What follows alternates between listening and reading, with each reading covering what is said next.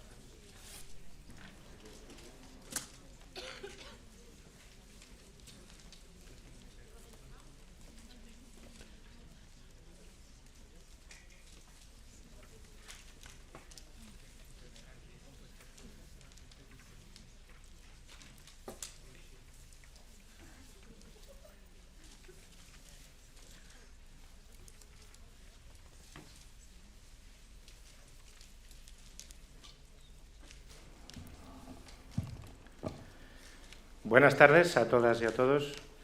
Bienvenidas, bienvenidos a estas jornadas, cuartas jornadas de Derecho de Familia, que en este caso van a girar en torno a la violencia de género y familia en la adolescencia, aspectos legales y sociológicos. En la mesa para esta inauguración me acompañan la delegada del rector para Responsabilidad Social Universitaria, Rosalba Fonteriz, y el profesor del Departamento de Derecho Civil, Ángel Orejana. Saludo especialmente a todas las autoridades, en este caso muchas de ellas del ámbito jurídico, y, por supuesto, también a la delegada del Gobierno contra la violencia de género, Victoria Rosell, así como a la subdelegada del Gobierno en Segovia, que también es profesora nuestra del campus de Segovia. Y también a la fiscal de sala contra la violencia de la mujer del Tribunal Supremo. Voy a ser muy breve porque lo que quiero enfatizar realmente es el valor que tiene el desarrollo de este tipo de jornadas como concienciación a toda la sociedad y, en particular, en este caso, dirigido especialmente a la comunidad universitaria.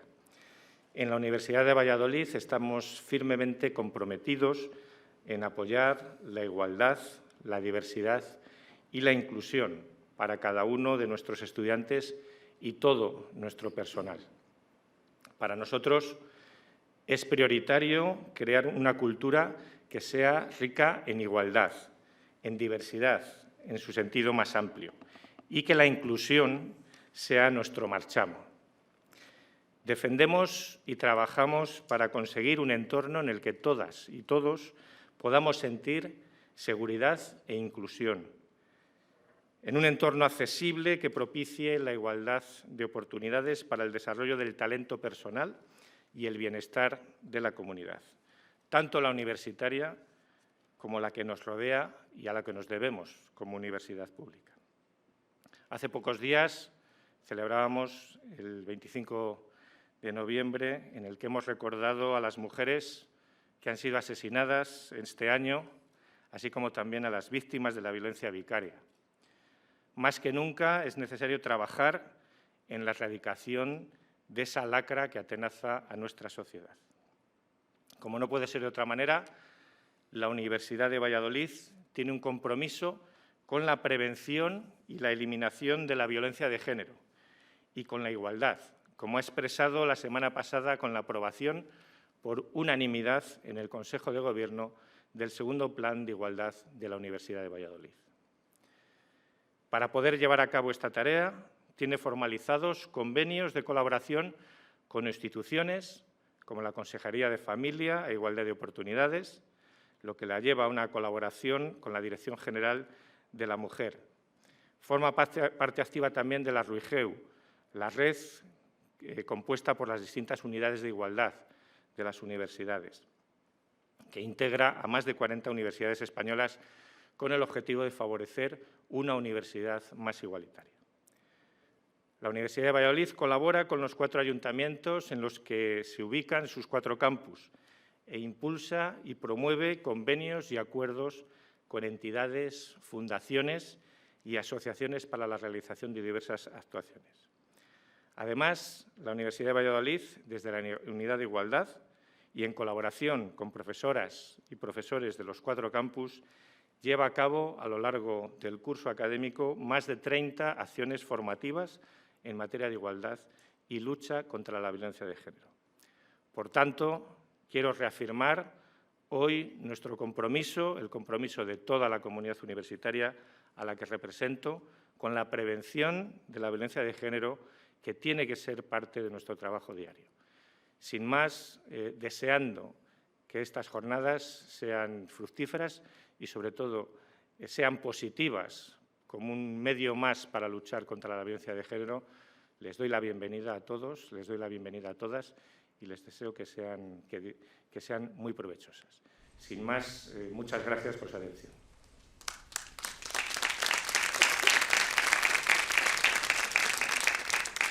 A continuación, brevemente, se dirigirá también a ustedes la delegada del rector para la Responsabilidad Social Universitaria, Rosalba Frontero.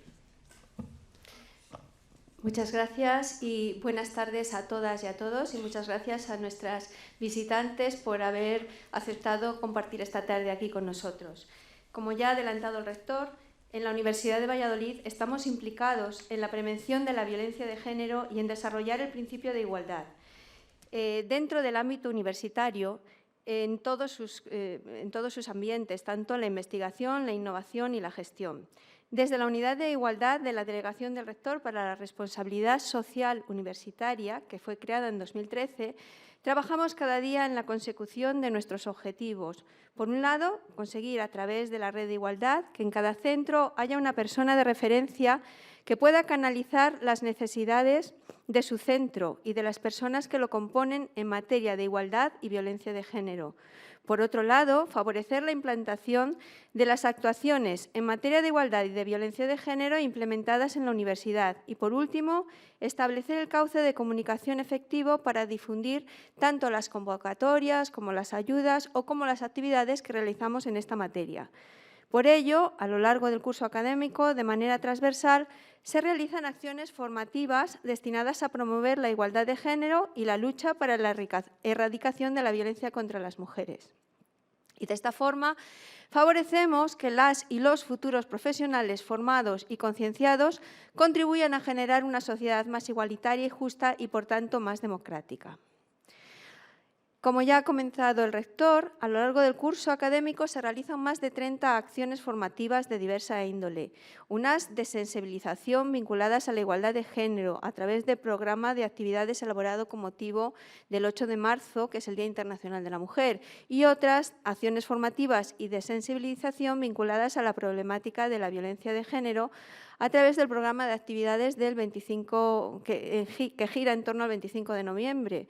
Pero lo importante es que cada día en nuestra universidad pensemos en la igualdad y en luchar contra la violencia de género, no solamente en 2 fechas llamativas al año.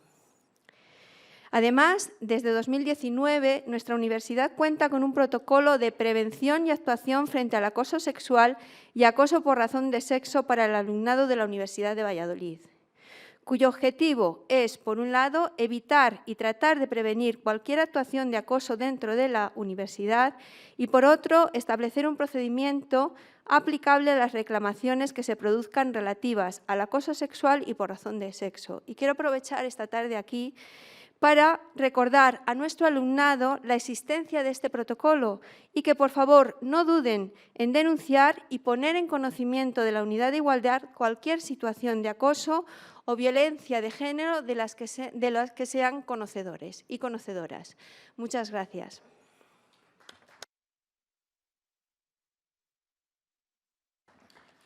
Bueno, y finalmente, para presentarnos de manera más técnica las jornadas, tiene la palabra don Ángel Orejana, profesor del Departamento de Derecho Civil.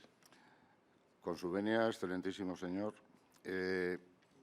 Primero, agradecer, como no puede ser de otra manera, a las ponentes y el ponente que se encuentran todos en esta sala, las del día 30 y los del día 15, a salvo de una de ellas que no ha podido asistir, a las autoridades, a los compañeros, a quienes me han precedido en el uso de la palabra, pero sobre todo a quien quiero dar las gracias es a vosotros, a los alumnos, porque sois para quién y por quién están organizadas estas jornadas.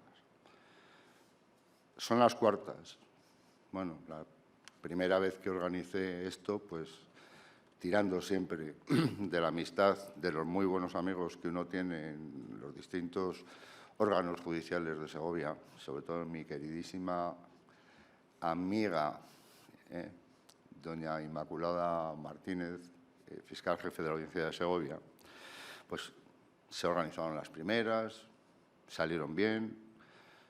Las segundas hicimos unas jornadas sobre adopción, creo recordar, salieron bien. El año pasado estuvo Alicia, que también abuso muchísimo, Alicia Manzano, abuso de su amistad y su vocación, no sé si frustrada, espero que no, de docente, sobre diversos aspectos del tema de la familia. Este año,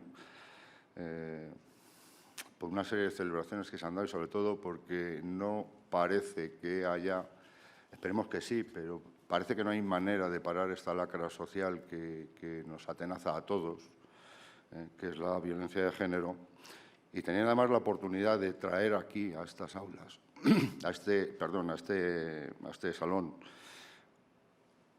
hoy y el miércoles, el día 15, a las 3 mayores exponentes a nivel nacional de la violencia de género y el mismo día 15, además, a los máximos exponentes en tema de violencia de género en la provincia de Segovia, que nos honran también con su presencia, Alicia Manzano, Pilar Lajo y José María. decidí enfocarlo por este lado. Más que nada por la oportunidad que me brindó, como siempre, de una manera totalmente desinteresada y francamente abierta, mi queridísima amiga Inmaculada. Como aquí no habéis venido a oírme, porque muchos de vosotros me sufrís, casi iba a decir a diario, pero no, bueno, casi, un par de días y alguno por ahí suelto que damos clase por videoconferencia. Voy a dar por concluido, voy a ceder para que concluya esta presentación del acto al excelentísimo señor rector y a continuación presentaré a los ponentes que van a deponer esta tarde y las iré presentando. Gracias.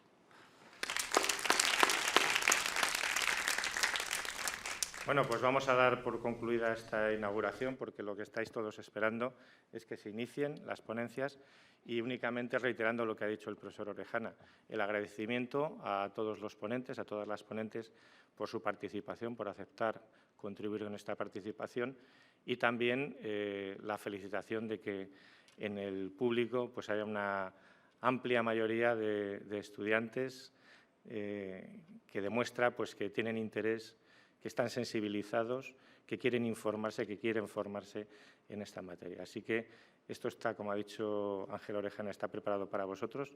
Espero que os sea provechoso. Vamos a dar ya por concluida la inauguración y damos paso a las ponencias.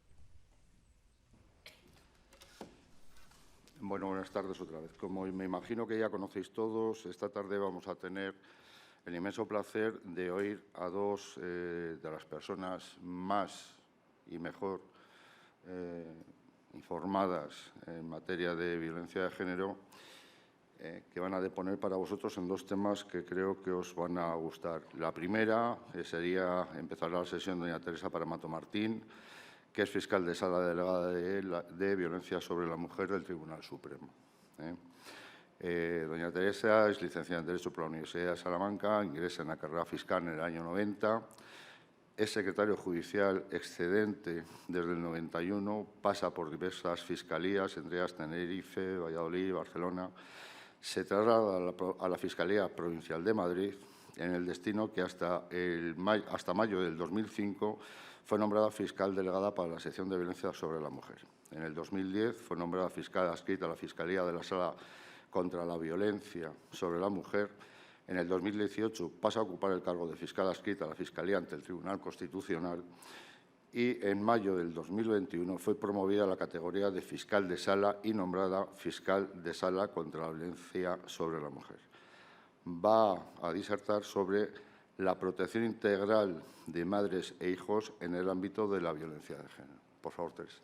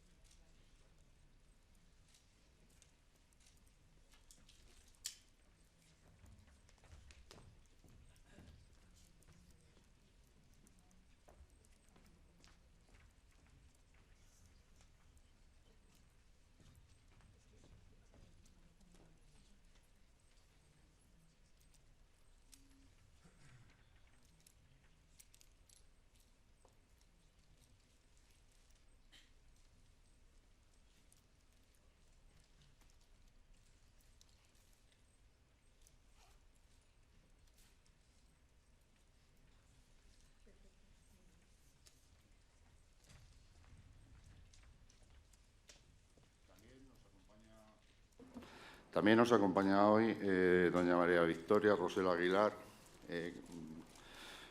persona que es ampliamente conocida. Nace en Murcia el 22 de agosto del 68, licenciada en Derecho por la Universidad de Valladolid en el 91 y accede a la carrera judicial por oposición en el 26, ascendiendo a magistrada en el 2001. Ha sido titular de varios juzgados en Canarias, fundamentalmente en la jurisdicción penal, destacando en su carrera judicial su perfil de defensa de los derechos humanos, en especial de las mujeres, la infancia y las personas inmigrantes.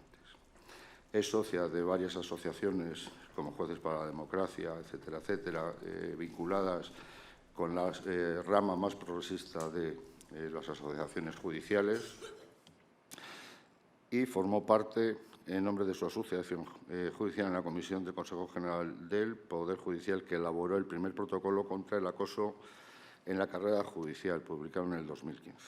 Ha dirigido cursos de formación en el Consejo destinados a carrera judicial, impartido numerosas conferencias, seminarios, formaciones, integrantes de la Administración de Justicia, etcétera, etcétera, etcétera, etcétera. En su faceta política fue diputada por Las Palmas de la 11ª legislatura por Podemos, con cargos en las comisiones de Justicia, Interior, Relaciones con el Defensor del Pueblo y la Comisión Constitucional. Dimitió y no se presentó a las elecciones por una querella presentada por un ministro del Partido Popular que fue desestimada, resultando finalmente condenado al magistrado que había promovido por falsedad de pruebas, que, por cierto, ha sido ratificada por el Tribunal Supremo hace escasos días. Volvió a presentarse y obtener escaño en la 13ª legislatura, con cargos en las comisiones de Justicia, Relaciones con el Defensor del Pueblo, Comisión de Seguimiento del Pacto de Estado contra la Violencia de Género y miembro de las comisiones de Igualdad, de Calidad Democrática y de Política Territorial y Función Pública. Desde el 31 de enero del 2020 es la delegada del Gobierno contra la violencia de género del Ministerio de Igualdad. Nos va a disertar sobre la violencia contra las mujeres en la adolescencia y en la juventud en España. Doña Victoria.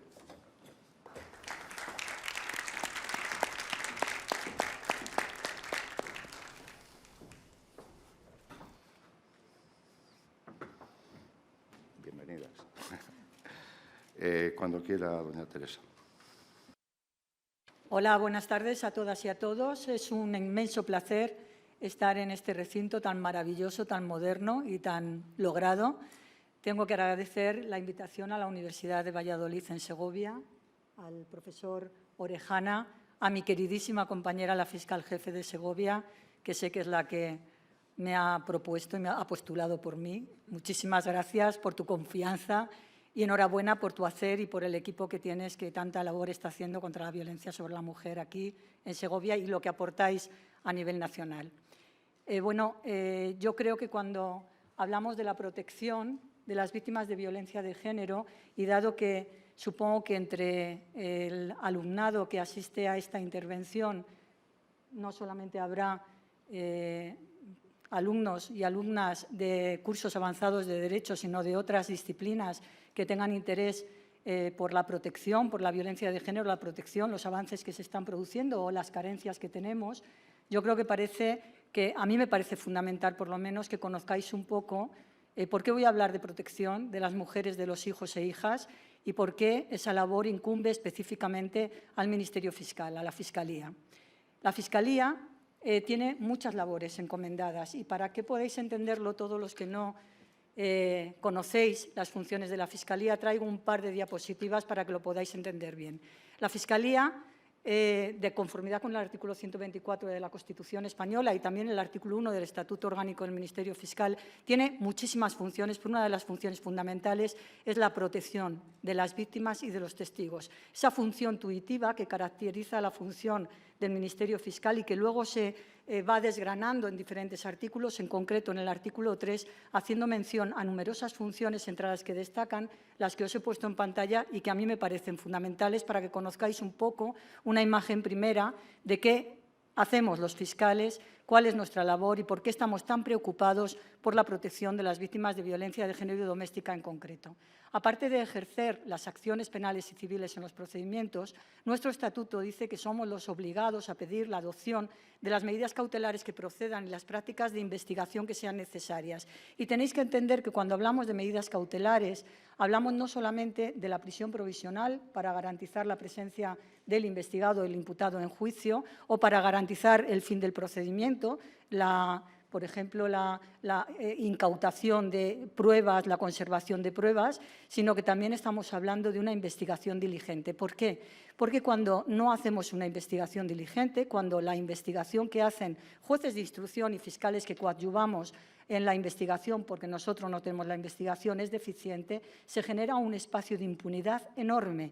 Y la impunidad, cuando estamos hablando de violencia de género, de violencia doméstica, está generando enormes daños a las víctimas por dos razones fundamentales. En primer lugar, porque la impunidad refuerza a los agresores en su posición de dominio y de poder.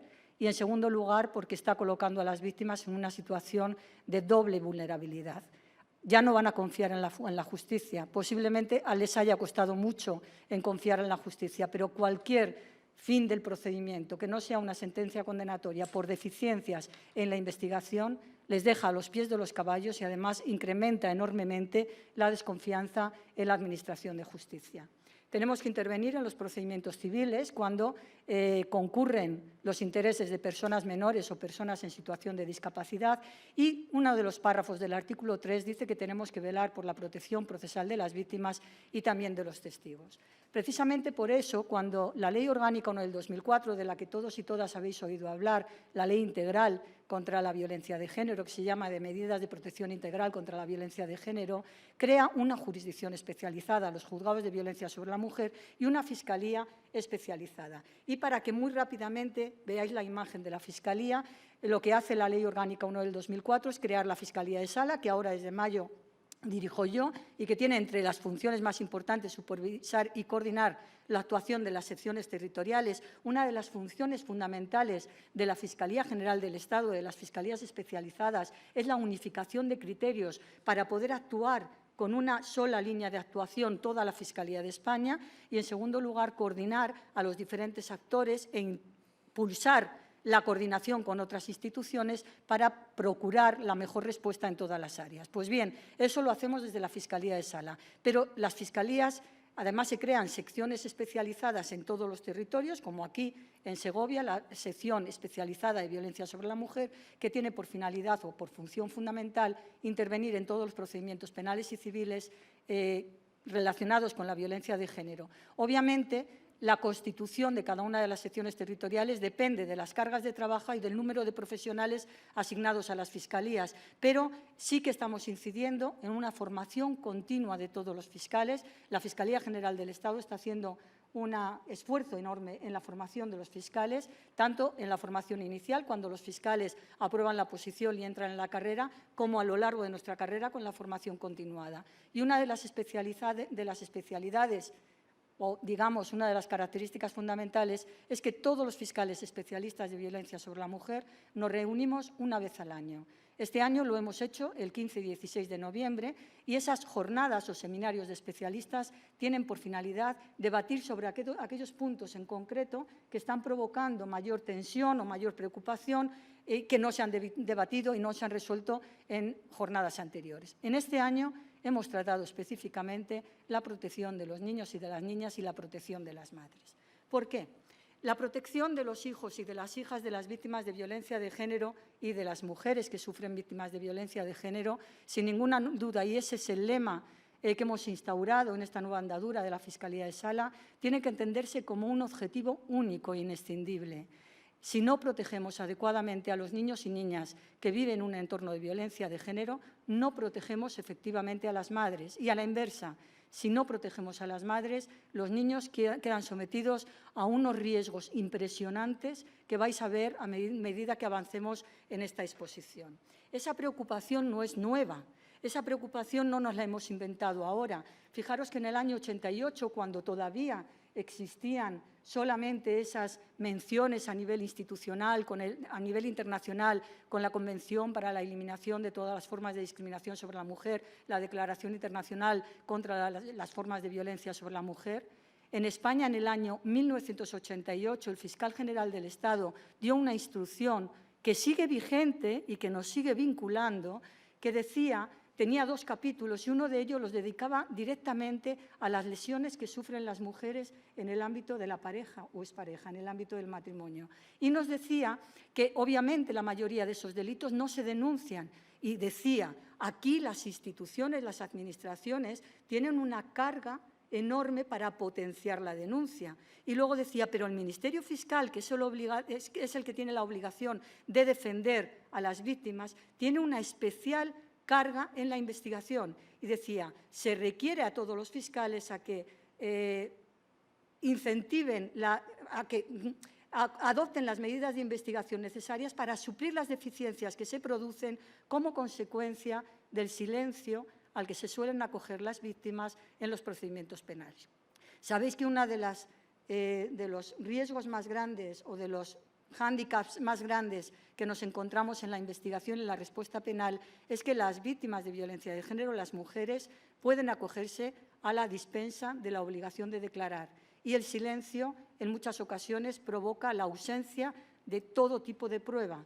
Y ante la ausencia probatoria se provocan los archivos, los sobreseimientos, las sentencias absolutorias. Y de nuevo nos enfrentamos a la impunidad. Y la impunidad, insisto, provoca una mayor vulnerabilidad de las víctimas, no solamente de ellas, sino también de sus hijos e hijas. Ya en el año 88 nos decía el fiscal general del Estado que teníamos que ser especialmente diligentes para suplir esas carencias que se producían como consecuencia del silencio de la víctima. Pero a renglón seguido el legislador ha ido adoptando diferentes iniciativas. Teníamos los planes de violencia, los planes de acción contra la violencia intrafamiliar, el del 98, el 2001, esencialmente, que ya hablaban de que era necesario adoptar medidas para alejar al agresor a la víctima, que se tendría que tender a adoptar medidas legislativas para perseguir de oficio todas las manifestaciones de violencia sobre las mujeres, que tenían que adecuarse las penas. Fijaros, en el año 98 seguíamos pidiendo e imponiendo penas de multa.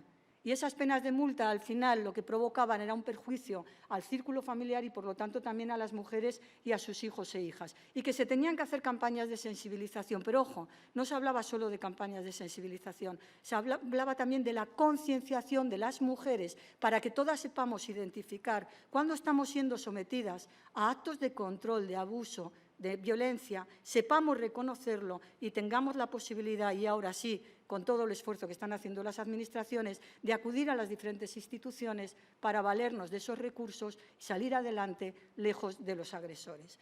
En el año 2001 es cuando por primera vez se habla de violencia sobre la mujer como manifestación de desigualdad entre los hombres y mujeres. Y se decía que se tenían que adoptar diferentes medidas encaminadas a erradicar la violencia, sancionar la violencia, porque aunque el derecho penal siempre lo entendemos como el último reducto y por sí solo no va a ser la solución a este problema, no podemos negar, primero, la prevención especial, avisando al maltratador, si vuelves a incurrir, volverás a ser condenado y además con mayor pena. La prevención general, aviso a navegantes, si incurrís en este tipo de conductas, vamos a sancionaros y a condenaros con penas como estas o más graves, y además el efecto pedagógico del derecho penal, que aunque algunos catedráticos de derecho penal discuten, a mí no me cabe ninguna duda de que existe. Cuando se lanzan reformas legislativas para condenar aquellos actos que hacen más daño a la sociedad, como es la violencia de género, que afecta al 51% de la población, creo que se está mandando un mensaje de tolerancia cero que evidentemente es pedagógico.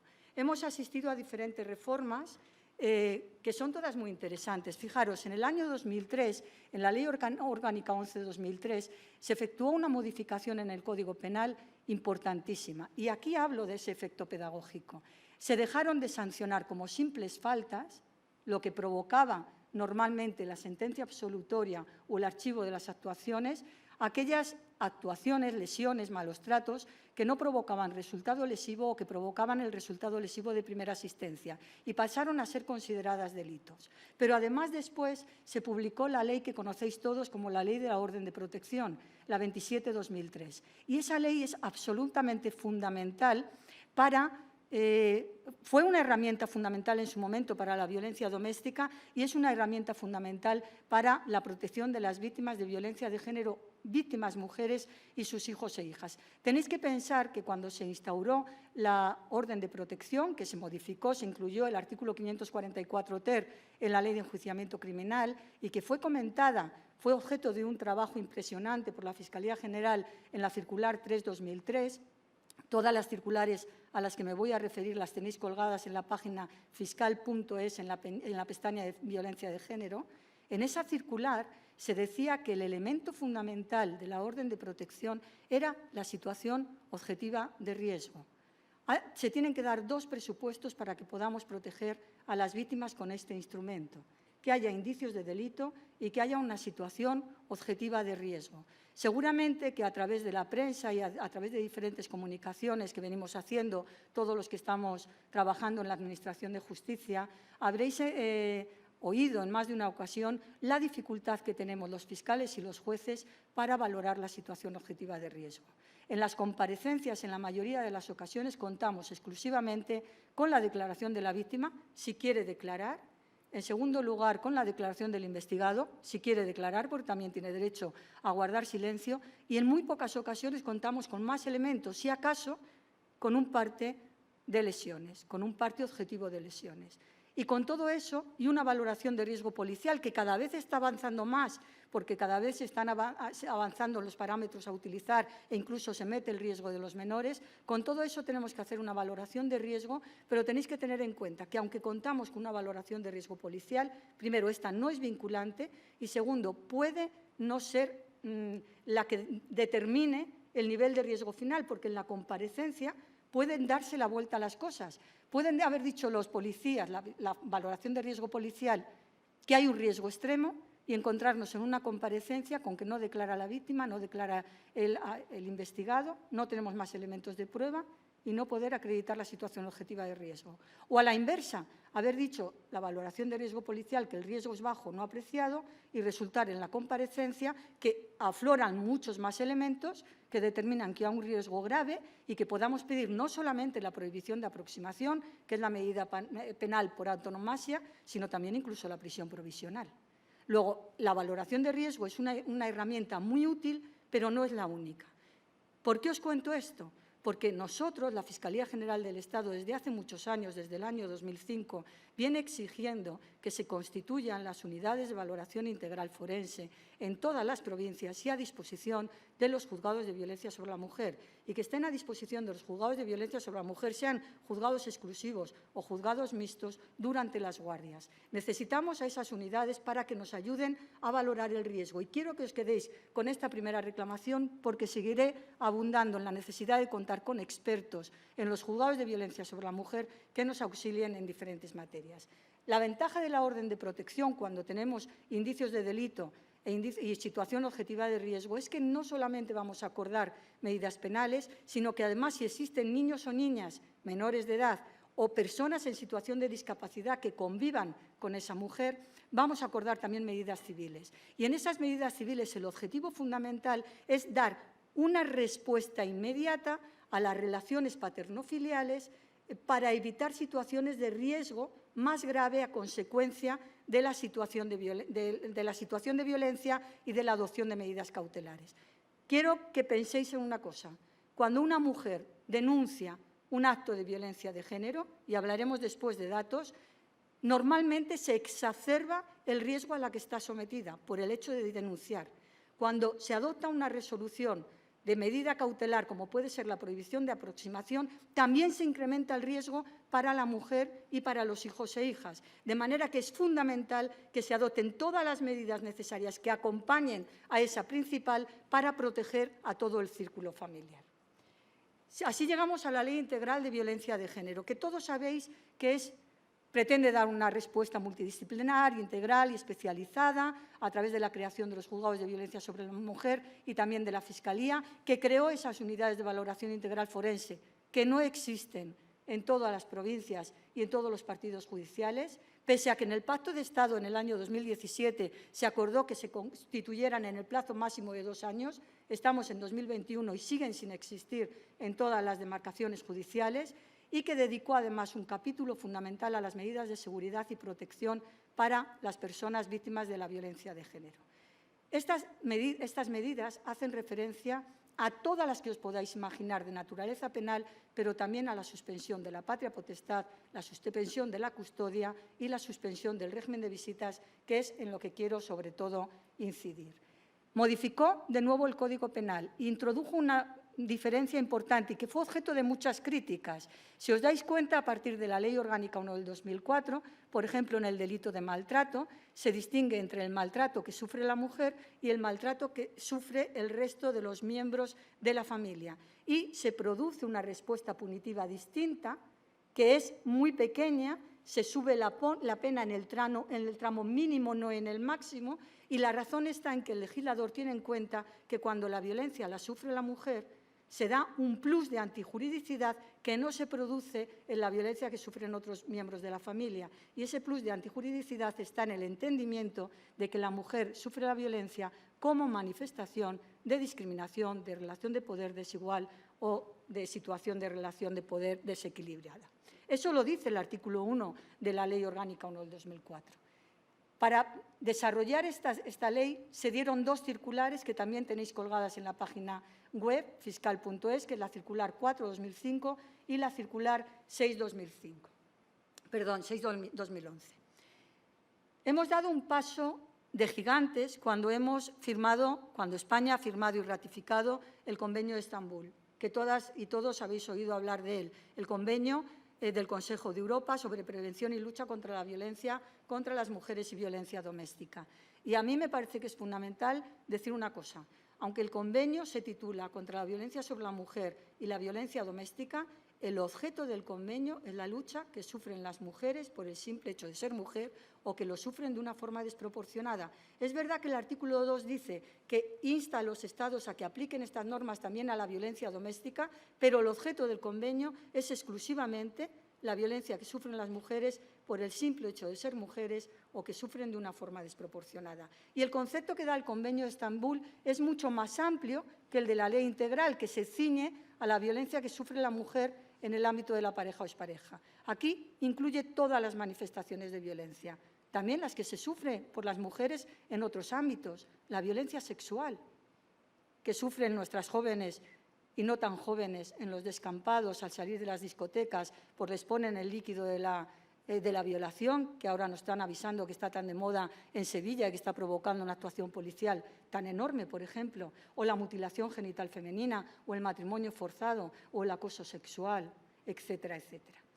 El Convenio de Estambul establece una serie de obligaciones importantísimas a los Estados que lo han firmado y, por lo tanto, a España, que lo firmó en el año 14. Y entre ellas está la de la diligencia debida, no solamente en la investigación, también en el enjuiciamiento y en la ejecución, y también en aras a la recuperación y indemnización o reparación del daño a las víctimas. En segundo lugar, porque exige que todos los procedimientos sean efectivos con respeto a los derechos humanos y con perspectiva de género. Esa herramienta que nos va a permitir determinar, ver, advertir cómo en el sustrato de la violencia está ese desequilibrio, esa desigualdad a la que me refería anteriormente. En segundo lugar, porque dice que los Estados, artículo 13, tienen que adoptar las medidas que sean necesarias para dar protección específicamente a las víctimas más vulnerables, dice, y a sus hijos e hijas. Y en el artículo 31 dice que cualquier autoridad judicial o de cualquier otro tipo que tenga que adoptar medidas de custodia o regímenes de visitas tiene que tener en cuenta los incidentes de violencia sobre la mujer. Establece una serie de conductas que considera delictivas y que obliga a todos los países a su tipificación. Y no solamente está la violencia física y psicológica, está incluido el acoso sexual, la mutilación genital femenina, la violencia sexual, el matrimonio forzado, las esterilizaciones y aborto forzado. y, por último, el acoso y hostigamiento. Todo esto determinó que se produjeran algunas modificaciones en el Código Penal y hoy tenemos en el Código Penal el matrimonio forzado. Y además exige que cualquiera de las conductas a las que se refiere entre los artículos 33 a 40 sean sancionadas no solamente con penas que sean disuasorias y efectivas, sino que sean proporcionadas. Y cuando hablamos de la proporcionalidad, estamos diciendo que no se pueden castigar igual actos que son desiguales. Y no es lo mismo la violencia que sufre cualquier persona por cualquier razón que la que sufre una mujer por el simple hecho de ser mujer, por esa discriminación de género de la que venimos hablando. Ese es un plus de antijuridicidad que se tiene que tener en cuenta para que la respuesta sea adecuada. Partiendo de esta radiografía, yo os quería hablar de por qué nosotros consideramos, y así lo hemos establecido, tenemos que dar una protección global y holística inescindible a la mujer y a sus hijos e hijas. Esa consideración de que los niños y niñas son también víctimas de la violencia que sufren sus madres, nos lo dijo ya la Ley Orgánica 1 del 2004 en el preámbulo, en la exposición de motivos, en la que nos decía que son víctimas directas o indirectas y nos explicaba por qué. Decía, ¿por qué? Primero, porque tenemos que proteger efectivamente a los niños. Segundo, porque si no protegemos a los niños o niñas, no protegemos efectivamente a las mujeres. Si seguimos avanzando en la evolución legislativa, podéis ir al preámbulo de la Ley Orgánica 8/2015 y veréis que es un preámbulo. Yo creo que es muy importante que los juristas nos acostumbremos a leer las exposiciones de motivos y los preámbulos porque nos dan muchísima información.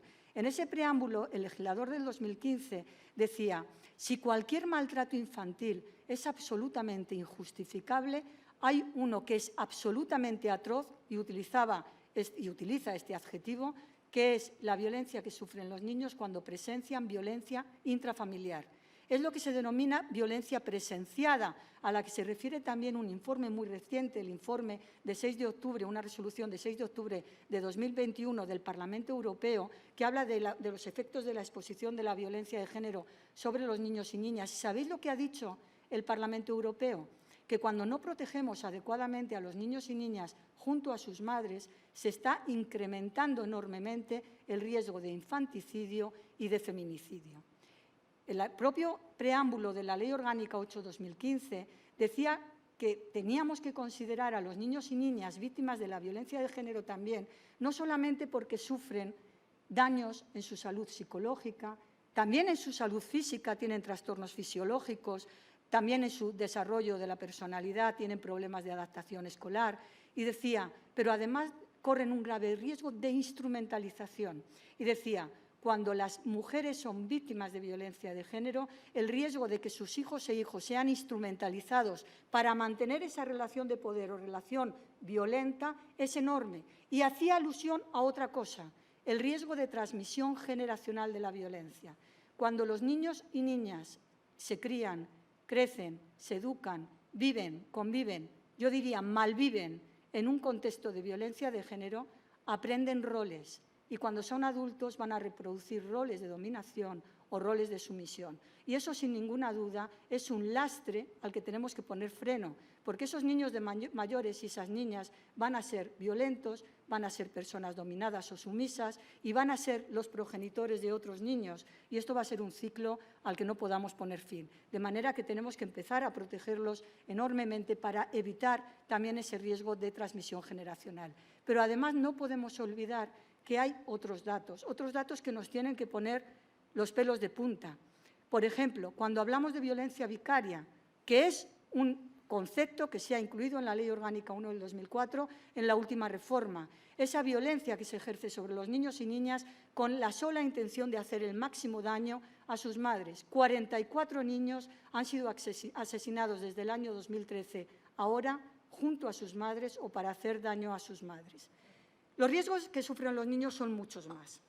Fijaros, y estos son datos que nos facilita la delegación de Gobierno, que supongo que a lo mejor luego reproducimos, yo los voy a dar aproximadamente. Nos dicen las encuestas que ahora mismo hay más de 265.000 niños que conviven, que malviven en un entorno de violencia de género. ¿Sabéis cuántas mujeres hay víctimas de violencia de género que no denuncian? solamente denuncian el 21% de las que sufren violencia en el ámbito de la pareja o expareja. Si hacemos cálculos con los datos que nos da el Consejo General del Poder Judicial, aproximadamente unas 160.000 denuncias de media al año, resultaría que tenemos más de 600.000 mujeres que están sufriendo violencia de género que no denuncian, y muchas de ellas tienen niños o niñas. Fijaros que la macroencuesta, la última, porque también lo decía la del 2015, le preguntó a las mujeres que estaban viviendo en una situación de violencia de género o habían vivido violencia por parte de su pareja o expareja y habían tenido en el momento de sufrirla niñas o niñas, un 51,7% reconocía que sus hijos e hijas también fueron maltratados. Fijaros, un 51,7% de los niños que viven en un entorno de violencia son también objeto de maltrato. Un 60% presenciaron algún acto de violencia que sufría la madre, y de ese 60%, el 89,9% eran menores de edad. Sabemos, a día de hoy, que como consecuencia de la violencia más brutal, la mortal, tenemos 330 niños huérfanos y huérfanas de la violencia de género. No os podéis imaginar el sufrimiento de estos niños. Aprovecho para decirle a todo el mundo que existe una fundación, Mujeres, que gestiona un fondo, el Fondo de Becas Soledad Cazorla, que está dando becas a los niños y niñas huérfanas para ayudarles a salir adelante en apoyo psicológico y apoyo educativo. Y que, bueno, quiero difundirlo porque Soledad Cazorla fue la primera fiscal de sala que murió repentinamente el Día de la Madre y que sus hijos donaron parte de la herencia para crear este fondo. Yo creo que es un gesto maravilloso y que además está produciendo unos efectos importantísimos. Los datos del Consejo General del Poder Judicial, sin embargo, pese a esta radiografía, tenemos a un 51,7% de los niños que viven con estas mujeres que son maltratados y un 60% que están presenciando la violencia que sufren sus madres. Los datos del Consejo nos dicen que solamente un 3%, un 3,89% en el último trimestre que conocemos, solamente un 3,89% de las medidas civiles que se acordaron fueron de suspensión del régimen de visitas.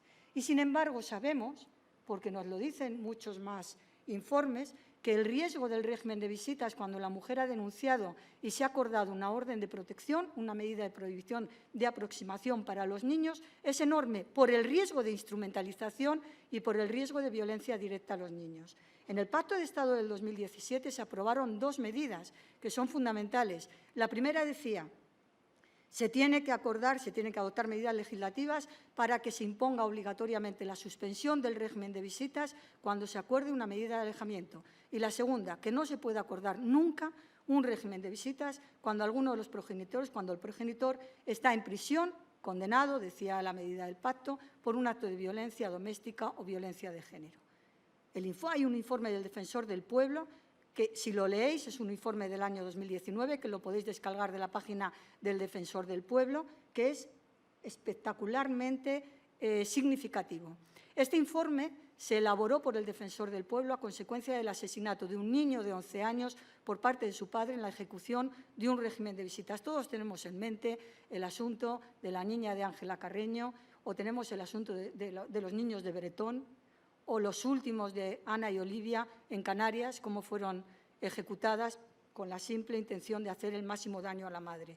Pues bien, este informe del Defensor del Pueblo, el Defensor del Pueblo, a raíz de lo que había ocurrido, inició una investigación con todas las instituciones implicadas y, después de tomar la información, llegó a una conclusión e hizo una recomendación al Poder Legislativo. Y les dijo: se tiene que reformar la ley para que, siempre que se acuerde una medida cautelar de prohibición de aproximación, se suspenda el régimen de visitas. Y fijaros que en el pacto del 2017, que recogía lo mismo, en el pacto, en la medida 145, se decía que se tendría que suspender siempre y cuando el niño hubiera presenciado, sufrido o convivido con la violencia de género.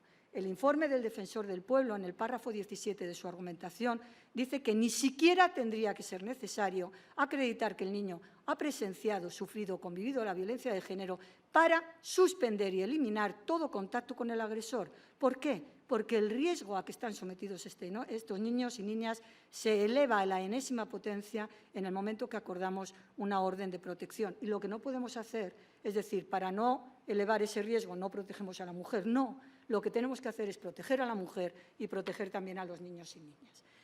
En virtud de todo esto, el legislador en el año 21 ha incluido una modificación importantísima. Es la Ley Orgánica 821 de Protección a la Infancia y Adolescencia contra la Violencia. Y ha modificado muchas cosas, todas absolutamente importantes. Todas. No da tiempo a hablar de todo lo que queremos porque no sé ni siquiera el tiempo que me queda. Pero sí, como vamos a hablar de la protección, muy rápidamente… ¿Cuánto tiempo me queda? Pues como cuarto de hora. No bueno, un cuarto de hora, tengo más que de sobra. Depende de la generosidad de Victoria. Bueno, 10 minutos, para no quitar más. Voy a ser muy rápida. Fijaros, modifica la Ley Orgánica 821 3 artículos que a mí me parecen esenciales. Primero, el artículo 57 del Código Penal, que lo reforma para incluir en el catálogo por el cual se pueden acordar la prohibición de aproximación como pena, se incluye en el catálogo los delitos contra los deberes familiares. A partir de la reforma vamos a tener que aplicar, y hemos emitido ya un dictamen que se publicará próximamente porque no hemos tenido posibilidad de colgarlo en la web todavía, se tendrá que aplicar también en el impago de pensiones, la prohibición de aproximación. Segundo, se ha modificado el artículo 544 ter, el de la orden de protección.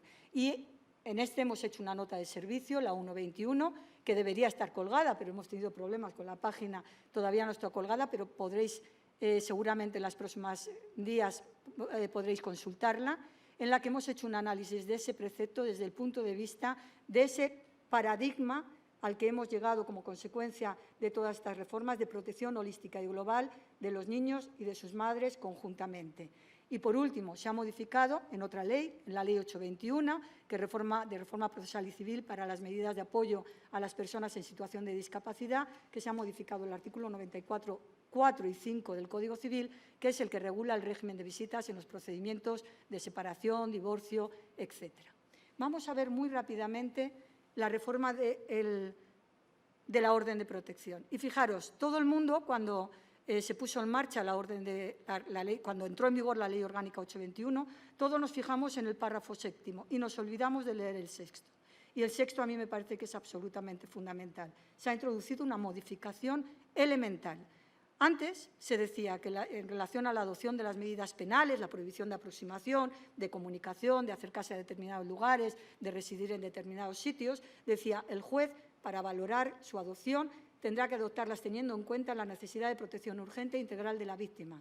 Fijaros lo que ha añadido, y de las personas sometidas a su patria potestad, tutela o guarda o acogimiento. Ya no hay que atender solo a la protección de la víctima de violencia de género, la mujer, sino también a la necesidad de protección urgente e integral de sus hijos y de sus hijas, porque si no los protegemos a ellos, no protegemos a las niñas. Cuando hablamos de los niños que han presenciado violencia, que han sufrido violencia, nos tendríamos que plantear, jueces y fiscales, acordar la prohibición de aproximación respecto de los niños, porque solamente así los protegemos.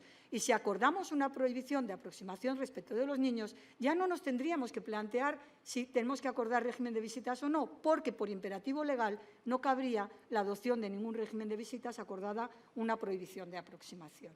Pero lo más esencial es que se modificó… perdón, estoy dando al cero en lugar de a la rayita.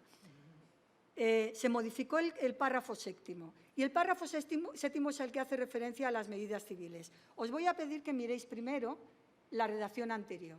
Antes se decía, el juez, entre las medidas civiles, podría acordar determinar el régimen de guarda, custodia, visitas, comunicación y estancia con los menores o personas en situación de discapacidad. Hoy no dice eso.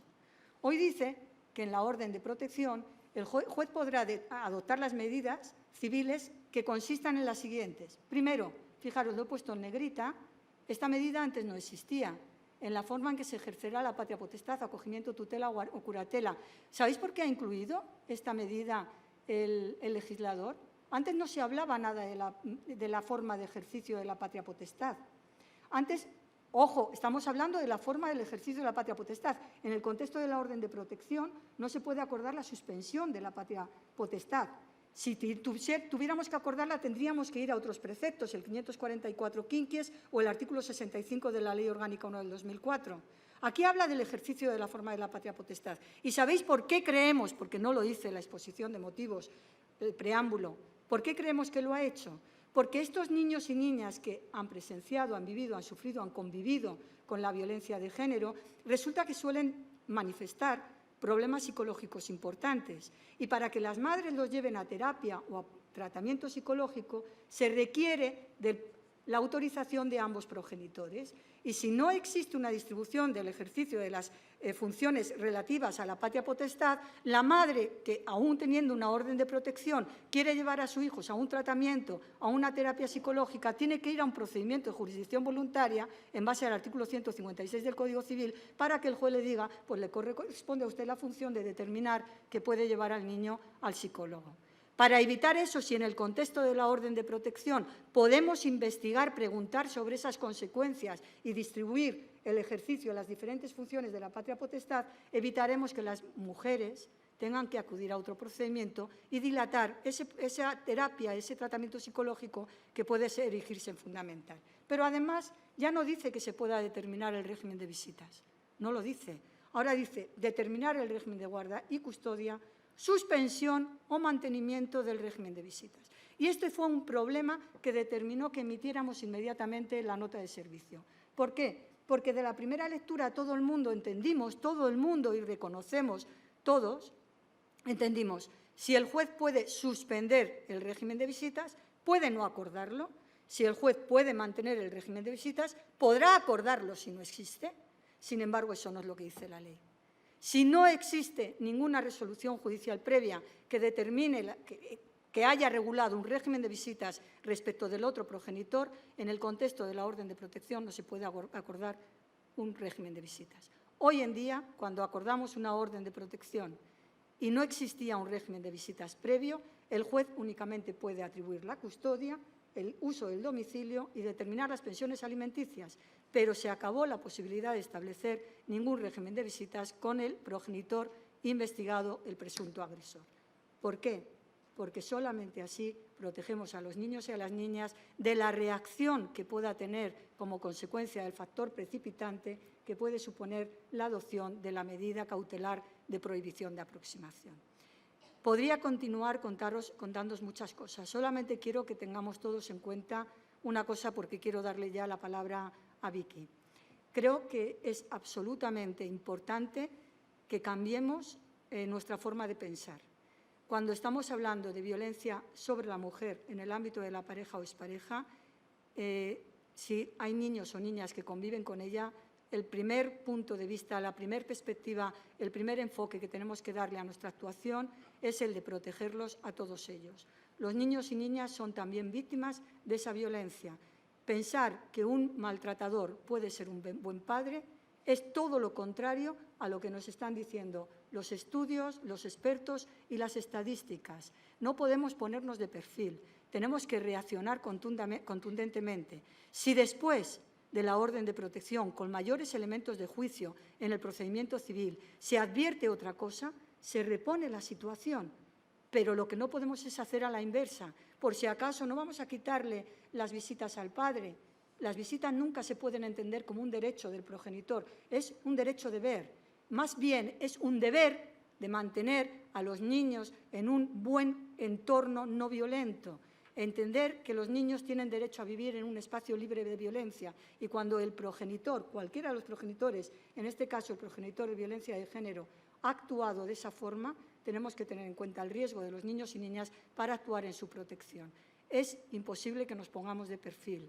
Las mujeres tardan en denunciar 8 años de media. Si es en el ámbito rural, hasta 20 años si son poblaciones inferiores a 20.000 habitantes. Nos comentaban el otro día la Federación de Mujeres Rurales. Cuando se ha alimentado una violencia durante más de 8 años hasta que la mujer ha denunciado, ¿os imagináis el calvario al que ha sido sometida esa mujer y sus niños y niñas? Yo creo que la reacción tiene que ser de absoluta protección. Y esa es la finalidad de la Fiscalía de Sala. Vamos a pelear y vamos a mandar diferentes criterios orientativos a toda la Fiscalía para que actúe de la forma más diligente para dar esa protección a los niños y niñas. Muchísimas gracias.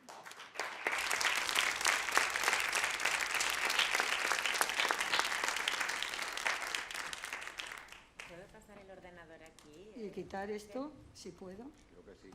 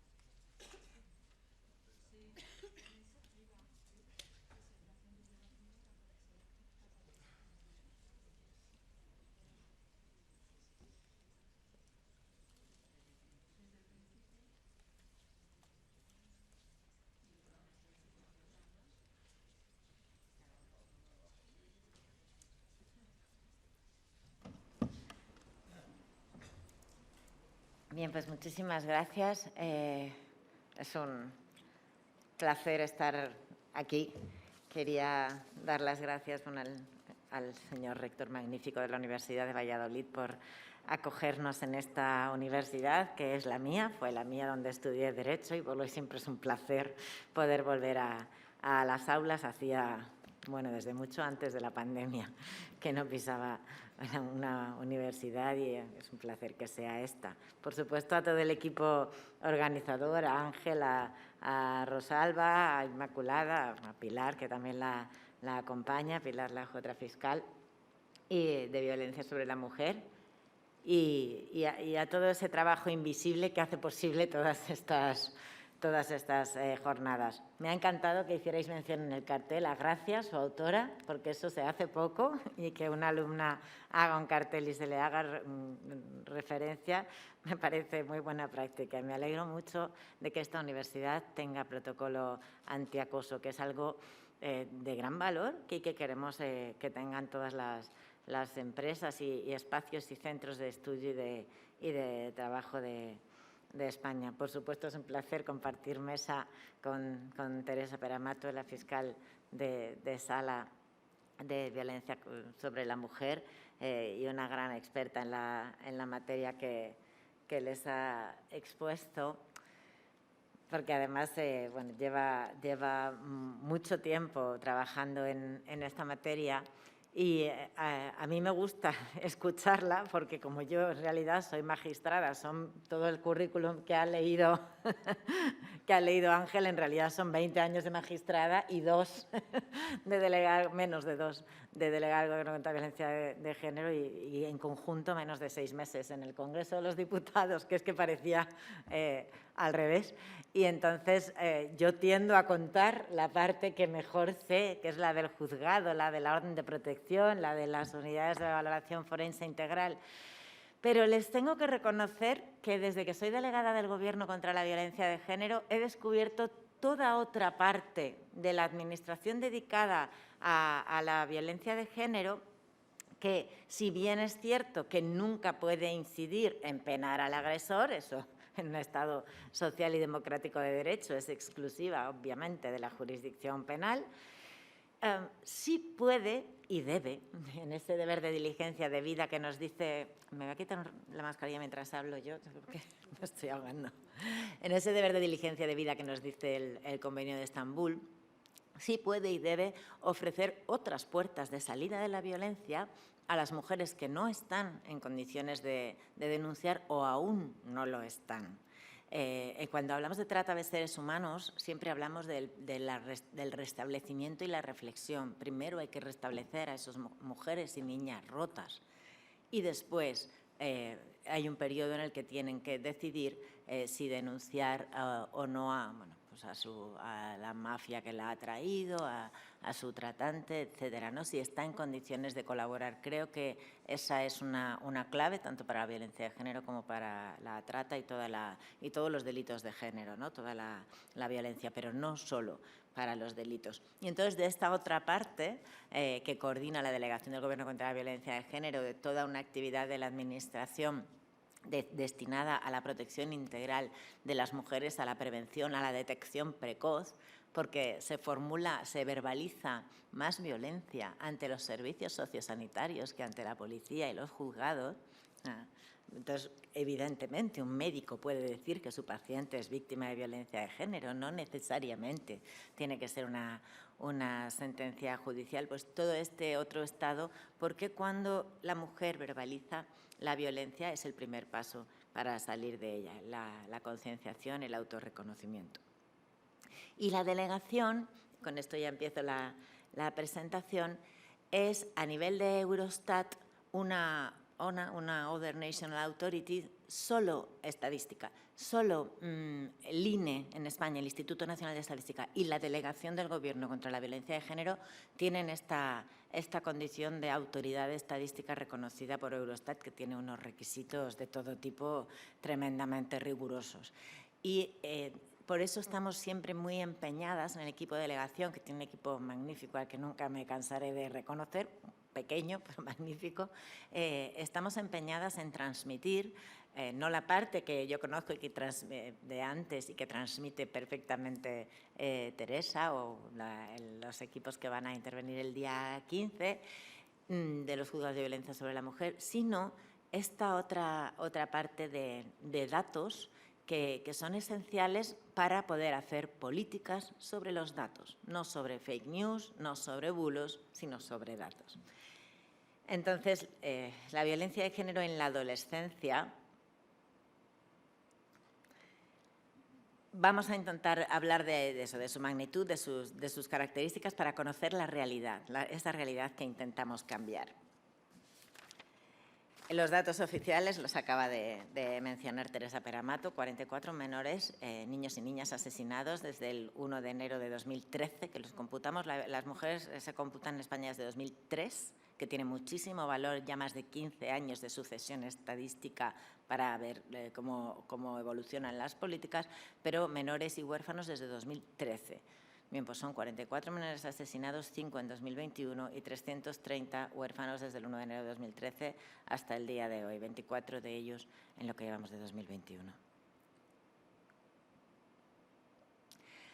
Hay una operación estadística que llamamos la macroencuesta, que supongo que habrán oído hablar de ella. La anterior fue en 2019 y la anterior en 2015, que no es una operación nada sencilla, es la mayor operación estadística sobre violencia de género de España y de nuestro entorno, y se realiza sobre unas 10.000 mujeres. Para que se hagan idea, cuando el CIS, el Centro de Investigaciones Sociológicas, hace las grandes encuestas electorales, porque luego hay algunas de periódicos o de empresas que son muy inferiores, las hace sobre 2.500 encuestas. La macroencuesta es una entrevista pormenorizada a mujeres residentes en España, no españolas, residentes en España, mayores de 16 años, a casi 10.000 mujeres.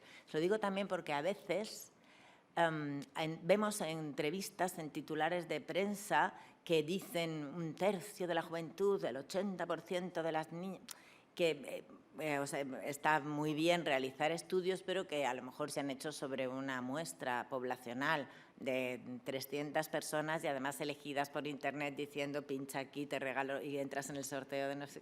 Entonces, es muy importante tener estadísticas de mucho rigor y de una muestra además poblacional de todas las comunidades autónomas de España, si puede ser de todas las provincias, de mujeres de todas las edades. No es sencillo, pero esta macroencuesta nos da muchísimos datos. Es la primera vez que mide... No me he saltado ninguna. Sí, perdón. Vale, la macroencuesta nos da el dato de que 1.678.000 menores viven actualmente en hogares en los que la mujer sufre en la actualidad algún tipo de violencia, computando todos los tipos de violencia: física, sexual, de control emocional, económica o miedo, en la pareja, solo violencia en la pareja.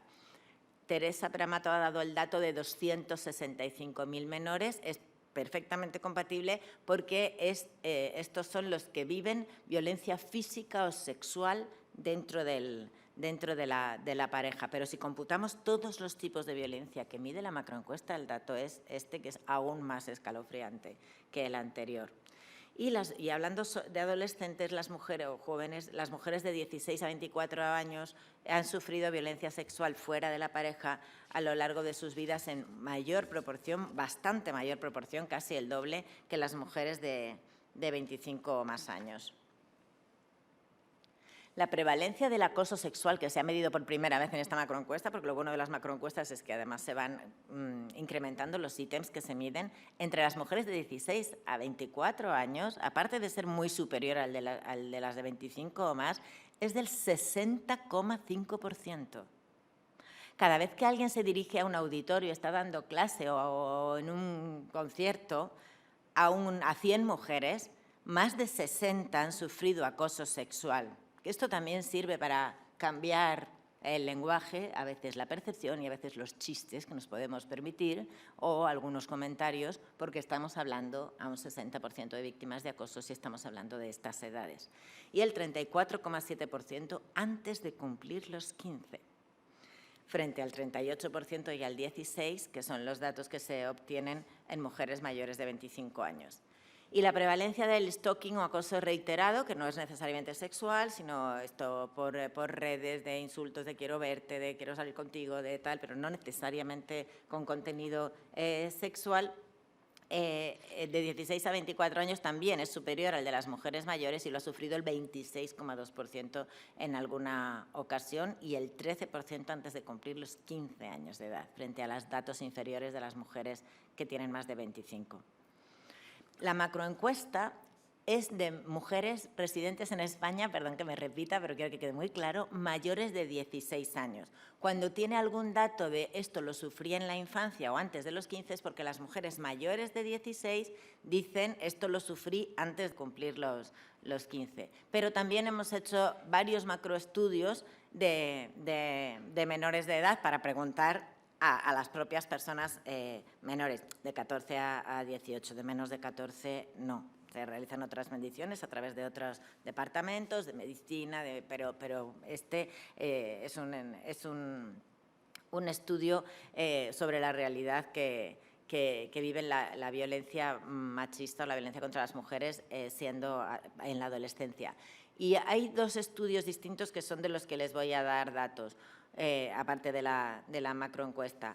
Uno sobre menores que viven violencia de género o por las madres o por sí mismos en sus relaciones de pareja o en sus victimizaciones sexuales y otro respecto de los menores que viven violencia de género en la madre, porque claro, en la pareja hay mucha prevalencia de vivir en el hogar más que de tener una pareja en ese momento de la vida, ¿no? Entre los 14 y los 18 años. Bien, este estudio también se ha realizado sobre muchísima población, 10.465 menores, y el segundo estudio en más de 13.000, de 14 a 18 años, de 304 centros educativos de secundaria, también de formación profesional, 3.045 docentes y 227 equipos directivos. Está coordinado por la Unidad de Psicología Preventiva de la Universidad Complutense de Madrid y han participado, y esto ya de por sí es una buena práctica, el Ministerio de Educación y Formación Profesional,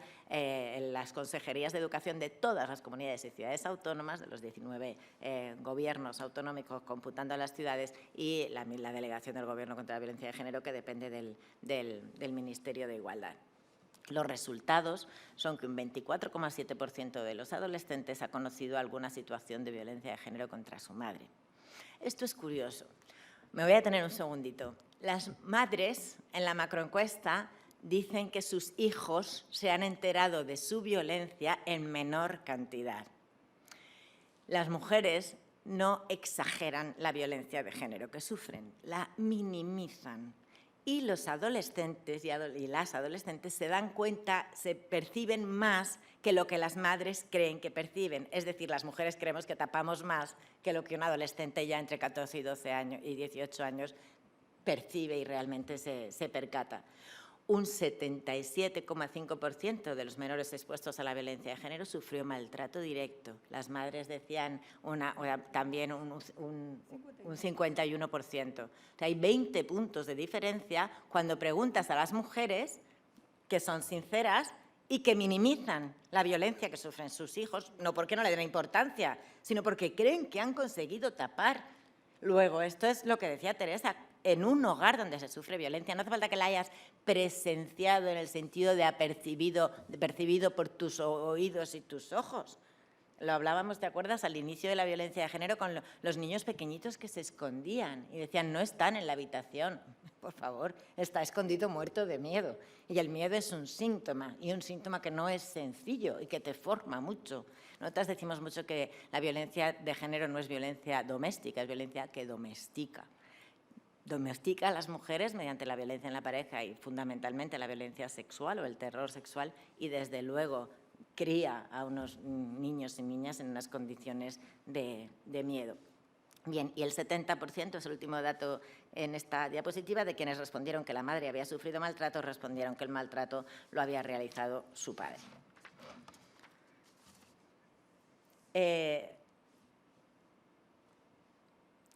Este estudio, el hecho sobre menores, también preguntaba sobre la violencia sexual, aquí, en la infancia y la adolescencia. La macroencuesta dice que del total de mujeres de 16 o más años residentes en España, el 6,5%, 1.322.000 mujeres hemos sufrido violencia sexual fuera de la pareja y un 3,4% que fue antes de cumplir los 15. Es lo que les decía antes, les preguntamos a las mayores cuándo la sufrieron. 703.000 niñas, más de 703.000 niñas, sufrió violencia sexual. Y cuando preguntamos a las propias menores, esto sigue siendo macroencuesta, solo el 11,1% de la violencia sexual fuera de la pareja se denuncia. O sea, cuando hablamos de los datos de Interior o del Consejo General del Poder Judicial y la Fiscalía, estamos viendo el 10% de la realidad. Son datos ciertos, por supuesto, de Interior, se denuncia tanto, se incrementa, pero el 90% casi no se denuncia. ¿Cuál es el motivo más citado de no denunciar? Era menor, era una niña, en un 35%. No concedí importancia a lo sucedido, en un 30%, la vergüenza, en un 25,9%, bueno, y las mayores que la agresión haya sucedido en otros tiempos, y el temor a no ser creída. Cuando abonamos el temor a no ser creída, cuando ponemos en cuestión, humillamos o cuestionamos y avergonzamos, sea en presencia, en redes sociales, en noticias, a las víctimas, estamos abonando que no denuncien y el silencio es el mejor cómplice de los agresores machistas, porque las mujeres, hasta que no verbalizan, no pueden salir de la violencia. Y en el caso de violencia sexual más grave, no confundan, por favor, violencia sexual, que es toda la violencia sexual, con tocamientos, acoso sexual, por ejemplo, en el transporte público, ¿no?, con violación. Violación es la violencia sexual más grave y los motivos más citados son la vergüenza, haber sido menor, casi iguales, en un 40,3 y en un 40,2, y el 36,5 el temor a no ser creída. Bien, cuando preguntamos a los y las adolescentes, en ese otro estudio de menores, el 13,6% de las chicas reconoce haberse sentido presionadas sexualmente y de las chicas, el 6,2% afirma que la situación se produjo finalmente, es decir, que tuvieron algún acto sexual como consecuencia de la presión, no como consecuencia de su elección voluntaria y libre, de su consentimiento. Y entre los chicos también hay un porcentaje, 5% y 2,1% respectivamente, la presión sexual. El 97% de las chicas que dijeron haber sentido la presión para actividades sexuales en las que no querían participar, dicen que la presión fue realizada por un hombre, no por una mujer, sea el chico con el que salían, querían salir o quería salir con ellas.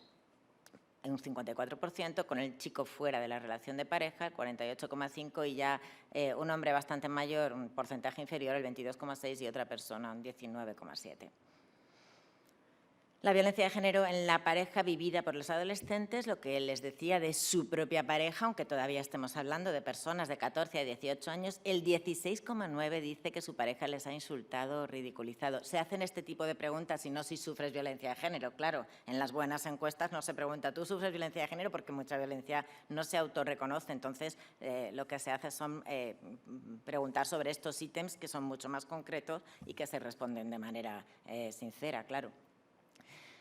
El 16% que les ha intentado controlar, el 13,6% que las ha intentado controlar a través del móvil, yo creo que este porcentaje es pequeño de verbalización, el 10,9% que se ha sentido presionada para situaciones de tipo sexual en las que no quería participar, el 9% que le han hecho sentir miedo, lo que les decía antes de la violencia que domestica, y el 8,4% que le han dicho que no valía nada.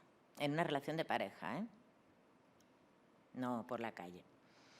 Y la violencia de género en pareja, con lo mismo, vivida por las adolescentes, siguiendo hacia abajo los datos, los porcentajes a continuación de los anteriores, el 5,9% que ha recibido mensajes a través de internet o teléfono móvil en la que les insultaban, amenazaban, ofendían o asustaban, el 3,4% que su pareja le ha pegado. El 7,6% que el chico que ha ejercido estas conductas presumía de ellas ante amigos u otras personas. Y el porcentaje de chicos que reconoce haber ejercido cada situación de maltrato hacia la chica, todos estos ítems con la que salía, quería salir o quería ella salir con él, es sensiblemente menor al porcentaje de chicas que reconocen haber sufrido esta situación. Así que aprender a mirar y concienciar, desde luego, no puede ser solo al 50% de la población. Hay que vacunar contra la violencia de género a toda la población, también a los hombres, por supuesto. Este estudio concluía también con las... me he saltado algo que quería comentar, bueno, da igual.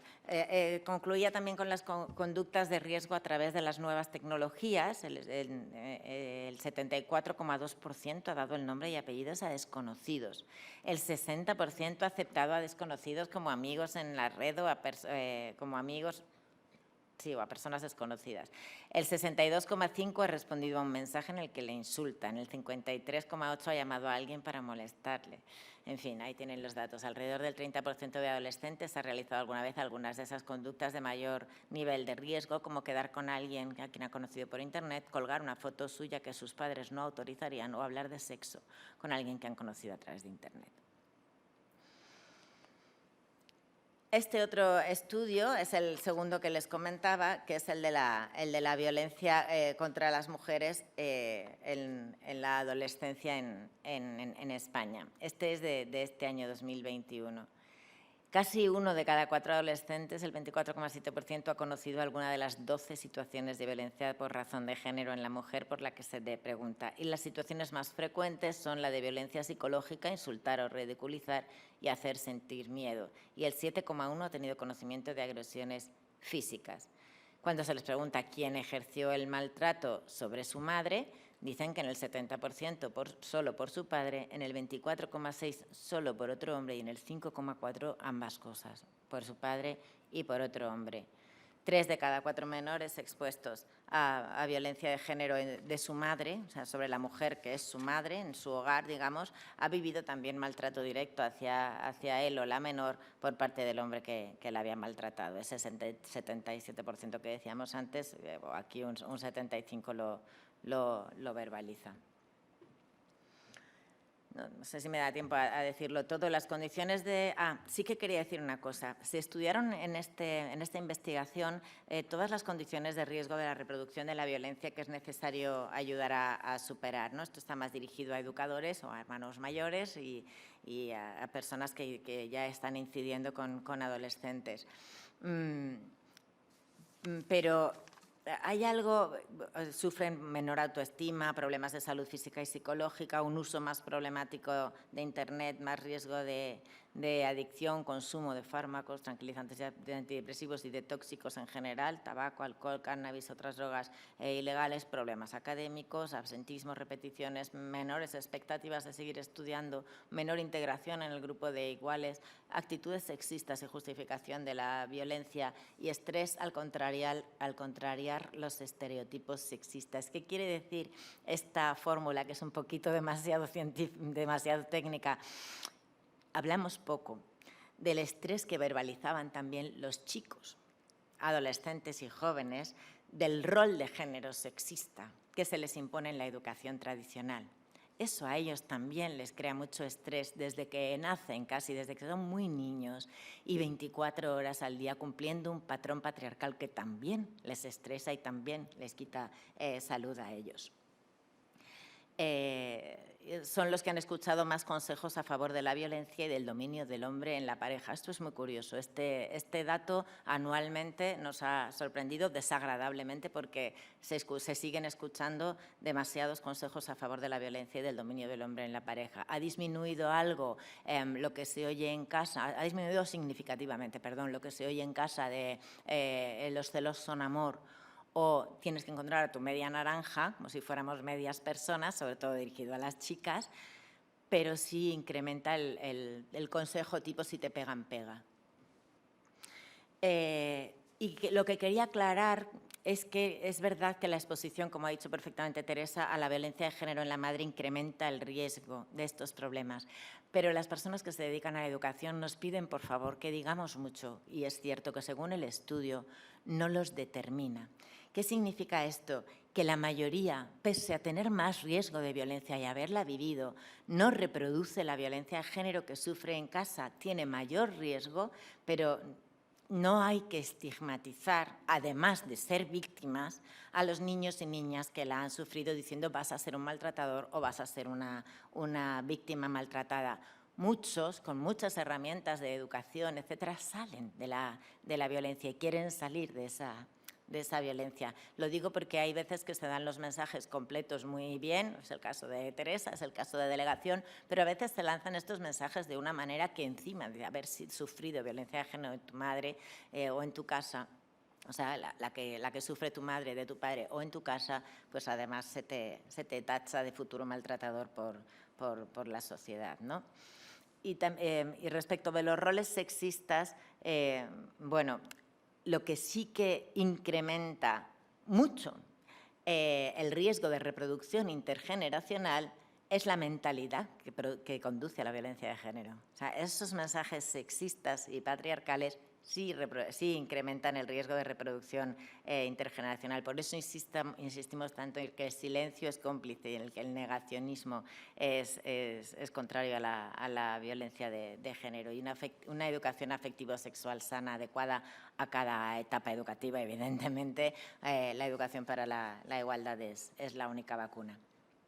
Y después, bueno, pues simplemente para que conozcan un poco más las actuaciones frente a este panorama de la delegación del Gobierno, bueno, pues del Pacto de Estado contra la Violencia de Género, saben que fue un pacto, no sé si lo saben, en 2017 de todas las fuerzas políticas que entonces estaban en el Congreso de los Diputados, donde todavía no tenía representación el partido político Vox, y acabamos de renovar el pacto sin que lo haya firmado esta fuerza política, pero sí todo el resto. Acabamos de renovar el dictamen y contiene algunas medidas específicas destinadas a jóvenes y adolescentes. Sobre todo, insiste muchísimo en educación y materiales informativos de calidad. Además de la última medida, que es lo que les acabo de demostrar que se cumple, que es impulsar la incorporación en las bases estadísticas de indicadores específicos para la violencia que sufren niños y niñas, menores y jóvenes. La delegación, esto casi se lo avancé también al principio, se encarga de la mejora del conocimiento de los datos estadísticos y de esos estudios de violencia de género en menores y adolescentes y en intentar combatir el negacionismo, aunque tenemos menos medios, sobre todo menos medios de comunicación que algunos que se dedican a propagar este bulo tan dañino para las mujeres y la infancia. Realizamos campañas de sensibilización, algunas específicamente dirigidas a población adolescente.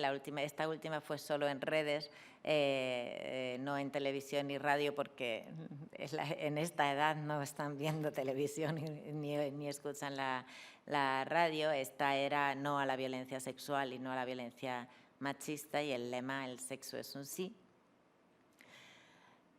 Otra anterior, esta es anterior a que yo llegara a la delegación, era "no confundas pasión por posesión".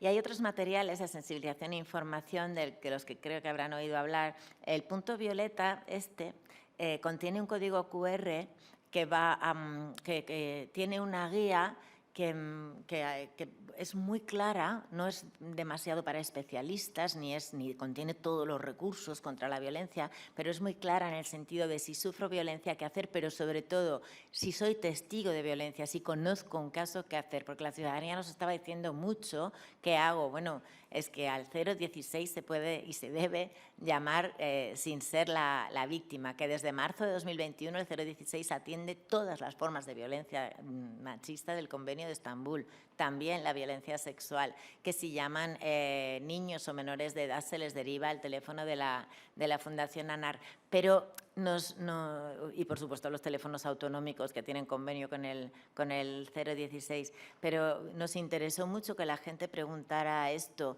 porque cuando se te acerca una víctima de violencia y no eres ni policía especializado, ni juez, ni fiscal, ni abogado, si te formas y te informas, en vez de dar tu opinión, la escuchas y la apoyas sin juzgarla, esto es muy importante, y la derivas o buscan juntos los recursos oficiales, es mucho más probable que esa mujer no salga del circuito de protección integral, que es el de salida de la violencia, que si recibe mensajes contradictorios o ve que la estás juzgando. Y entonces estas campañas de sensibilización sirven para esto. Todo el material que les estoy mostrando está en la web de Delegación del Gobierno contra la Violencia de Género, los 2 estudios completos, si alguien tiene tanto interés, y sus resúmenes ejecutivos, que son bastante más cortos, también están.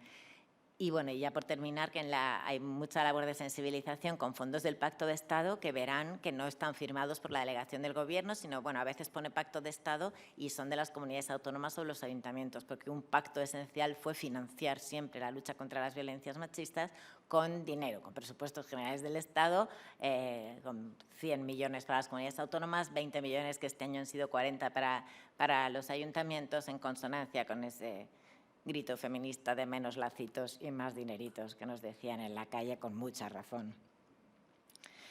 En las medidas de prevención, creo que esto ya es no es la última, pero la otra me colé antes y lo dije previamente. Las medidas de prevención, hay un plan director muy importante en el que participa el Ministerio de Igualdad, pero que es del Ministerio del Interior, que ayuda a revelar mucha violencia en la adolescencia, porque la policía especializada sigue yendo a dar unas charlas que yo creo que todas hemos visto después de darlas, cuando hemos colaborado con la policía, con la Guardia Civil, todas hemos visto a niños o a niñas que estaban esperando a la salida.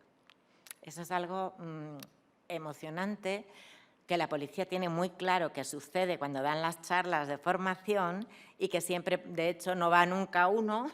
Siempre hay alguien más que se tiene que quedar y derivar, y siempre van con todos los dispositivos ya listos porque esto está sucediendo. Y en estas se realizan estas actividades de prevención de violencia en centros educativos de toda España. Pero bueno, además de la policía, es valiosísimo el testimonio de las víctimas y supervivientes, las que ya están empoderadas. A nosotros nos ayuda mucho un chico, Joshua, que es huérfano de violencia, hijo de Sese Mateo. Su padre mató a su madre y le dejó con un hermano pequeño, y además quemó la casa, con lo cual no tenía ni papeles para después poder, no sé, matricularlo en el colegio. Oír a estas personas también es muy formativo, pero claro, a partir de una determinada edad y adecuado a cada etapa, ¿no? Y por último, la delegación, aunque se lo adelanté antes, se ocupa mucho del derecho a la información y trata de que llegue cada vez a más parte de la ciudadanía. El 016, aunque espero que lo conozcan, dada su edad y formación y nivel cultural, es gratuito, es confidencial, no deja rastro en la factura, aunque sí que hay que borrarlo de las llamadas efectuadas, con el móvil, porque ya la factura, la verdad es que se nos queda un poquito vieja. Presta información, asesoramiento y si hace falta atención psicosocial inmediata o contención emocional. También hay expertas psicólogas, expertas abogadas.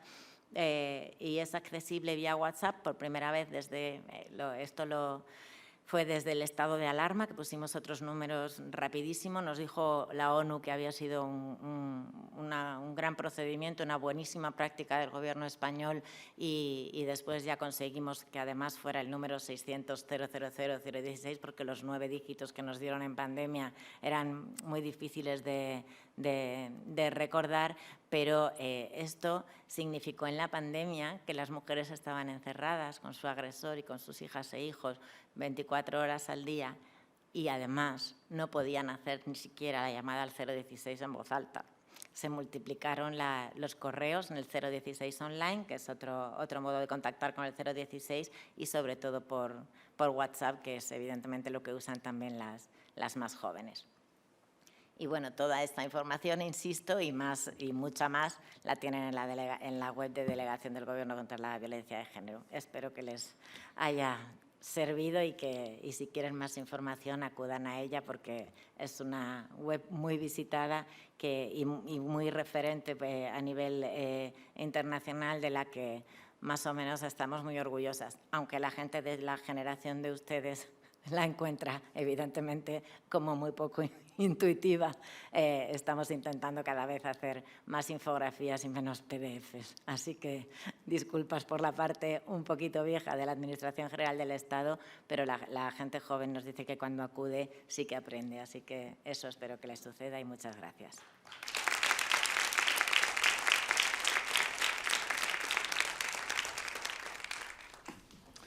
Y no tenemos mucho tiempo porque los ponentes tienen que volver a Madrid. Pero se abre un turno de preguntas.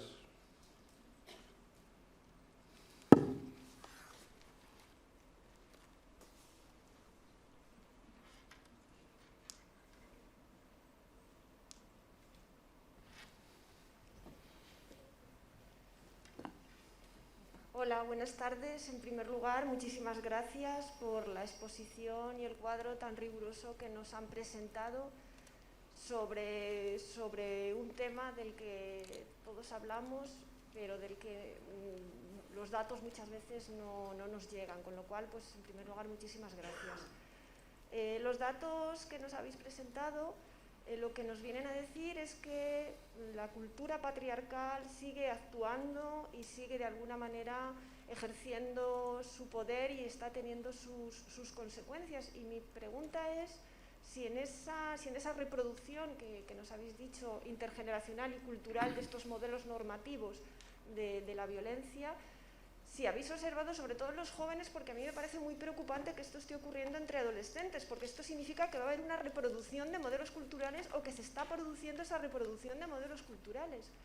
Y mi pregunta es si habéis observado en vuestros datos o en los estudios que habéis realizado, si hay algún tipo de estratificación, es decir, si hay algún tipo de perfil socioeconómico, cultural, educativo, donde más se concentre el ejercicio de esta violencia, de esta reproducción, o si es transversal y estructural a todos los perfiles sociales. Muchas gracias. Pues específicamente en el estudio de adolescencia y violencia de género, ahora mismo, sin el estudio delante, no sé, porque hacemos tal cantidad de estudios que ahora mismo no sé contestarte. El estudio y la macroencuesta están completos en la web de la delegación.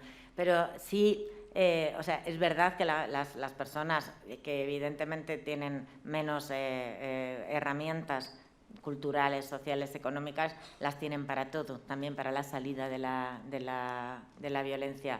Pero la violencia de género es un problema estructural que afecta a todas las capas sociales, a todos los niveles intelectuales. Yo, en fin, siendo juez de guardia, no recibí ni una ni dos, sino muchas más partes de lesiones por violencia de género, pues desde abogadas que trabajaban en violencia de género hasta, bueno, de todo. O sea, cuando ves los partes de lesiones que no son quien se atreve a denunciar, sino quien te dice la medicina que ha acudido, verbalizando no, pero atreviéndose a decir al juzgado esto es violencia, afecta absolutamente a a todas las capas sociales, es absolutamente transversal.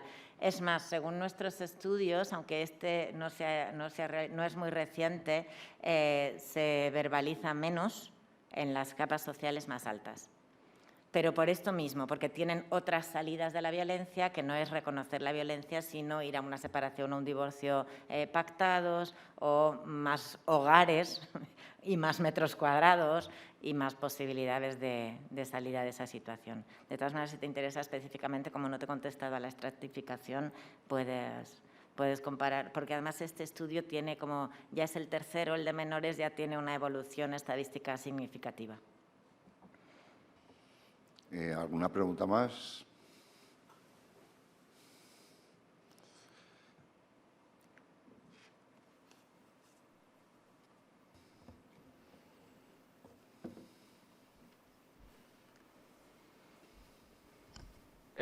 Pues espero que me dé tiempo porque tengo unas cuantas dudas, pero vamos. Quería empezar porque me confirmaseis o me desmintieseis si es verdad que el polémico artículo de Libertad Digital que decía que el 77% de las denuncias en este tema no llegan a nada. Al respecto también de las denuncias falsas, que me confirmaseis si es verdad el criterio que para que se contabilicen como denuncias falsas sean que tengan que ser perseguidas de oficio por la Fiscalía, que también tengan que ser archivadas tras la retirada de la acusación solo en el juicio oral y que sean resueltas el mismo año en el que se inicia el procedimiento. También, como ha dicho la compañera que ha preguntado antes, de que si es una cuestión cultural, que si es verdad, aparte, al margen de los estudios que se realizan por el propio gobierno, hay respaldo, estudios académicos fuera del país que lo respalden. También tenía esa pregunta. Sobre por qué no se engloba lo que es la violencia de género, por qué no se acoge más a la definición de la ONU, que la que da la violencia de género, que sea el móvil de la violencia de género, o sea, el móvil de la violencia, el género de la víctima, para así no dejar fuera otros casos que están desamparados por la ley. Por ejemplo, también que no se produzca en el ámbito de la relación heterosexual, porque también se da este tipo de violencia porque sea el móvil el género en las relaciones homosexuales. También que si consideran posible la erradicación completa de este tipo de violencias. Perdóname, pero es que estás haciendo una batería de preguntas que yo no te las tengo que contestar, pero desde luego dudo muchísimo que te las puedan contestar ellas por el volumen. Centra, si quieres, puntualmente, deja que te contesten, pregunta, deja que te conteste y, a ser posible, sintetiza. Vale, pues lo intentaré. Contestamos a las que ya ha formulado, si te parece, porque más tiempo no va a dar. ¿Comienzas tú con las denuncias? Sí. Vamos a ver, en relación a cuál es el porcentaje de procedimientos que terminan en sentencia condenatoria, absolutoria o archivo, yo no tengo en la memoria todos los datos que publica el Consejo General del Poder Judicial, pero el Observatorio los publica trimestralmente, y yo, por lo que recuerdo, de las últimas estadísticas que analicé, el 70% de las sentencias dictadas en el juzgado de lo penal aproximadamente, no doy el dato exacto, son condenatorias. En el ámbito de la audiencia provincial, que son los delitos más graves, cerca del 90%. Si hablamos de las sentencias que se dictan en el juzgado de violencia sobre la mujer, como son de conformidad, todas son condenatorias, el 100%. ¿Qué es lo que ocurre? Que durante la tramitación, hasta que se llega a la apertura del juicio oral, hay un índice alto de sobreseimientos provisionales por un vacío probatorio que se crea, bien porque estemos ante versiones contradictorias, bien porque la mujer, la víctima, se acoja a su derecho a no declarar y no existan otras pruebas de las que tirar para poder formular un escrito de acusación, una acusación fundada en indicios objetivos. ¿Eso quiere decir que hay denuncias falsas? La mayor parte de los sobreseimientos provisionales en este tipo de violencia, en cualquier otra forma de delincuencia, es porque no se ha podido acreditar el hecho denunciado, porque no se ha podido acreditar. Eso no quiere decir que sean denuncias falsas. ¿Que las denuncias falsas tiene obligación de perseguirlas de oficio la Fiscalía? Por supuesto, hasta el punto de que los fiscales, cuando advierten que hay indicios de denuncia falsa, piden la deducción de testimonio para que se persiga, en este y cualquier otra actividad delictiva.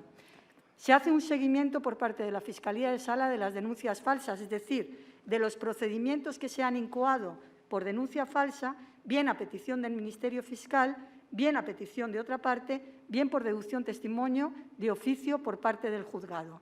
Se hace un seguimiento de todas ellas hasta que finaliza el mismo y teniendo en cuenta los procedimientos finalizados y en trámite que no han terminado en sentencia absolutoria o sobreseimiento, el porcentaje en relación al total desde el año 2009 de los incoados no llega al 0,001%. Es un 0,0074%, si no me equivoco. Y esto está publicado en la página web de la Fiscalía General del Estado, fiscal.es, en las memorias. El hecho de que no podamos acreditar los hechos objeto de denuncia no se puede volver en contra de las víctimas. Bastante desgracia tiene que con un sobreseimiento provisional van a quedar en esa situación de mayor vulnerabilidad a la que me refería antes. Y fíjate, voy a aprovechar para decir una cosa. Me produce verdaderamente dolor y hartazgo que se utilice como herramienta arrojadiza el mensaje de las denuncias falsas cuando lo que nos tenía que preocupar es que haya más de 600.000 mujeres que están sufriendo violencia y que no denuncian, y que tardan en denunciar más de 8 años soportando verdaderos calvarios. Denuncias falsas, a ver las haylas, se persiguen hasta el límite, pero evidentemente son tan poquitas que se utilicen para ir en contra de quienes están trabajando y luchando contra la violencia de género, me parece que es un mensaje absolutamente equivocado. Y no solo, sé cuál era la solo siguiente por puntualizar alguna otra, o sea, por contestar, perdón, alguna otra, no es cierto que las denuncias falsas se consideran tales solo las que aprecia el Ministerio Fiscal. Un hombre puede denunciar que su mujer le ha denunciado falsamente, por supuesto, lo que es falso. Entonces, es la noticia esta de Libertad Digital, eso sí que es falso. Se persiguen y se condenan. El criterio es el mismo de cuándo es una denuncia falsa. Es el mismo por violencia de género que por robo. Igual. Entonces, a lo mejor el problema es quien mira solo las de violencia de género y dice, es como si dijera que todos los robos que no llegamos a condenar al autor son denuncias falsas de robo. Habría muchísimas más que de violencia de género. Entonces, si miras solo una parte de la realidad, estás manipulando la realidad. Eso hace, efectivamente, la prensa que se dedica al bulo y a algunos estudios, pero precisamente esto es un lugar de conocimiento y de estudio. Y respecto, por último, de si los datos de delegación del Gobierno los respalda algún otro país, los demás países sacan datos de su país. Es como si a ti mismo o a un estudiante de esta universidad que hace un trabajo de fin de grado o de máster le dices, tu universidad de Valladolid te ha respaldado, te ha puesto un cum laude, pero ¿y la de Chicago? No, es que la de Chicago no me ha evaluado. Sin embargo, la Delegación del Gobierno contra la Violencia de Género no solo la respalda el CIS y el INE, sino, como dije al principio, Eurostat. Y eso tiene unas exigencias científicas, un rigor, compromisos éticos, incluso compromisos políticos, es decir, compromisos de todo tipo, porque estar en Eurostat y, por lo tanto, convalidarte a nivel de la Unión Europea, que convendremos que es el espacio civilizatorio más avanzado del mundo, quiero decir, no más que otro, pero vamos, desde luego, los más avanzados del mundo, creemos que es suficiente aval, sobre todo frente a otros estudios, noticias o redes sociales absolutamente carentes de fundamento. Y gracias por darnos la oportunidad de decir esto. Y yo, aprovechando y para terminar, quería decir, porque de verdad que lo de el mensaje de las denuncias falsas insistentes que está haciendo tanto daño, no solamente se dice desde el desconocimiento y además desde una voluntad absolutamente intencionada, es absolutamente tendencial, quiero deciros una cosa. Estamos detectando en la Fiscalía desde hace años, desde el año 2012, y hemos tenido que tomar conclusiones a ese respecto en otro año, y se va a hacer en estas conclusiones que vamos a emitir a consecuencia del último seminario. Hemos detectado, porque nos lo ha dicho el Tribunal Supremo, de que existen procedimientos de denuncia falsa que se incoan después de que el individuo, el denunciado, fue condenado por agresiones, incluso con con partes de lesiones bastante graves en relación a las mujeres. ¿Qué ocurre? Que después de la condena, estas mujeres, como consecuencia de las estrategias de dominación que sigue utilizando el hombre, acuden al juzgado de lo penal que está ejecutando la sentencia o a una notaría a reconocer, a decir que denunciaron en falso y que las lesiones se las causaron ellas. El juzgado de lo penal interrumpe la ejecución, la notaría le da un acta notarial al individuo que le acompaña, que es su agresor, y ese individuo se querella contra ella por denuncia falsa. ¿Qué es lo que ocurre? Que eso da lugar a un procedimiento que llamamos diligencias previas y pasa directamente al juzgado de instrucción, que no es juzgado de violencia sobre la mujer. La mujer, bajo esa dominación que está ejerciendo el agresor, acude al juzgado cuando es llamada como investigada, con abogado, y reconoce que efectivamente denunció en falso.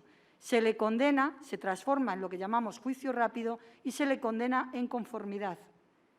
Se le condena como autora de denuncia falsa, pese a que su agresor fue condenado con todo tipo de pruebas en un juicio con todas las garantías por haberle golpeado, y en los casos a los que me refiero, que son 3, severamente.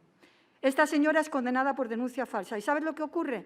Que el señor, que era su agresor, con esa sentencia con la que le han condenado a ella por denuncia falsa, acude al Tribunal Supremo en un recurso que llamamos de revisión. Y en ese recurso de revisión, el resultado final es que se le anula a él la condena. De manera que quien fue víctima resulta condenada y quien fue agresor resulta absuelto. Eso es de verdad lo que a mí me preocupa en este momento. Perseguir las denuncias falsas en relación a cualquier delito, que no se nos escape ni una, pero que las víctimas encima resulten condenadas y que sus agresores utilicen este tipo de herramienta es verdaderamente preocupante.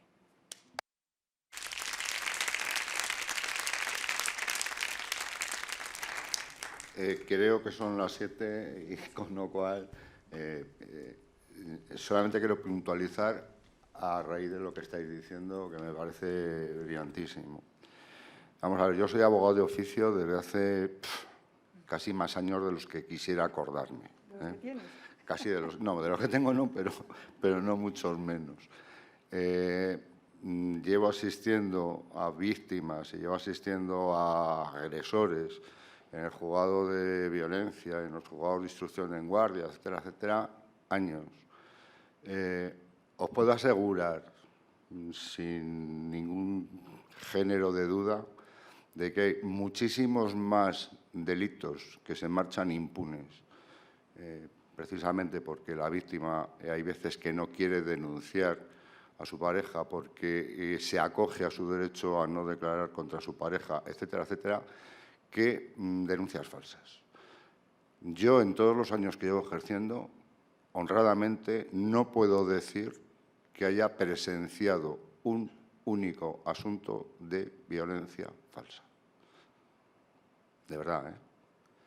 Creo que a verlos, seguro que les hay, pero que desde luego no tienen la trascendencia ni la numerología que, de manera muy interesada, de vez en cuando se salta como, no sé si bulo o mala intención, en cualquier caso falsedad, a los medios de comunicación. Nada más. Quiero daros las gracias, mi más sincera gratitud por la absoluta generosidad que habéis tenido de ilustrarnos en esta tarde. Sobre todo quiero daros gracias en nombre de mis alumnos y sobre todo de mis alumnas. Y aquí sí que quiero distinguir, porque creo que les será de una utilidad para dejar de ver como normal, sobre todo actitudes que no lo son. Quien te pretende poseer poco te quiere, eso es así. Quien pretende controlar poco te quiere y quien pretende prohibir poco te quiere. Tenedlo muy presente, porque además el problema es que estáis, en muchos casos, afortunadamente en otros no, pero en muchos casos estáis tratando de normalizar eso. Y eso es un peligro grandísimo. ¿De acuerdo? Muchísimas gracias y a vuestra entera disposición para lo que queráis cuando queráis. Es decir, si queréis volver en enero Yo estoy a vuestra entera disposición, hablaría con quien tuviese que hablar, volvería a escribir lo que tuviese que escribir, hacer lo que tuviese que hacer, para que volváis otra vez, si queréis, si podéis, porque ha sido un auténtico placer. Muchísimas gracias.